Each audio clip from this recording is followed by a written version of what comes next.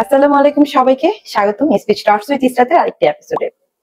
অনেক বাবা মাই আমাদেরকে বলেন, আমার বাচ্চা সব সময় কলম কামড়ায়, জামার কলার মুখে দেয়, খেলনা চিবায়।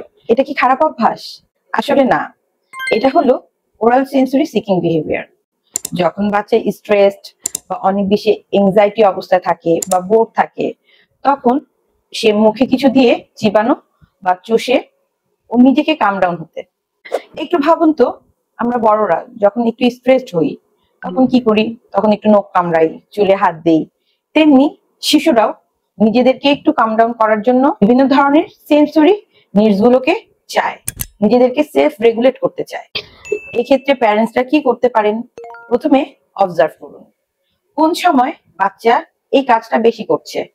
যেমন এটা হতে পারে ক্লাসরুম অ্যাক্টিভিটির সময়, বা হোমওয়ার্কের সময়, বা কারোর সাথে কথা বলছে সে সময়, বা কোলাহলপূর্ণ জায়গায় এই কাজটা সে বেশি করছে কিনা সেটা বাবা মাদের একটু অবজার্ভ করে বের করতে হবে। সেফ বিকল্প দিতে হবে। ধরেন চিবানোর জন্য চিউ টয় দেওয়া যেতে পারে, চিউ নেকলেস দিতে হতে পারে, বা ক্রাঞ্চি স্ন্যাক্স যেমন গাজর বা আপেল দিলে অনেক সময় বাচ্চারা কাম ডাউন হতে সাহায্য করে।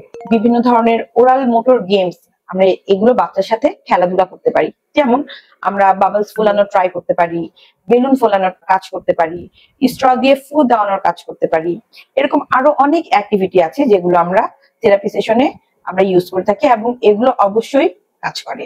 বাচ্চাকে মাঝে মাঝে সেন্সরি ব্রেক দিন। ধরেন যে দিনে 2 থেকে 3 বার আপনি ছোট ছোট করে সেন্সরি অ্যাক্টিভিটি গুলো দিবেন। যেমন বাচ্চাকে ডিপ প্রেসার দেওয়া, একটু দৌড়ানো, বা একটু পানি দিয়ে খেলা, কিছু কাদামাটি দিয়ে কাজ করানো। সো কি ধরনের সেন্সরি নিডসটা তার লাগবে সেটা একজন অকুপেশনাল থেরাপিস্ট ভালো বলে দিতে পারবেন। তো এই ধরনের কিছু জিনিস তাকে দিতে পারেন। আর সব থেকে ইম্পর্টেন্ট জিনিস হচ্ছে বাচ্চার সাথে পজিটিভ থাকুন, তাকে কখনোই বকাঝকা করবেন না। এই ক্ষেত্রে একজন স্পিচ থেরাপিস্টের জায়গা থেকে আমরা কিভাবে করে সাহায্য করতে পারি? বাচ্চার কে আমরা প্রথমে অ্যাসেসমেন্ট করে থাকি যে বাচ্চার ওরাল মোটরের কোনো সমস্যা আছে কিনা। যদি ওরাল মোটরের কোনো সমস্যা হয়ে থাকে সেক্ষেত্রে আমরা ওরাল মোটরের জন্য থেরাপি প্রদান করে থাকি। আর মোস্ট ইম্পর্টেন্ট, প্যারেন্টসদেরকে আমরা কোচিং দিয়ে থাকি।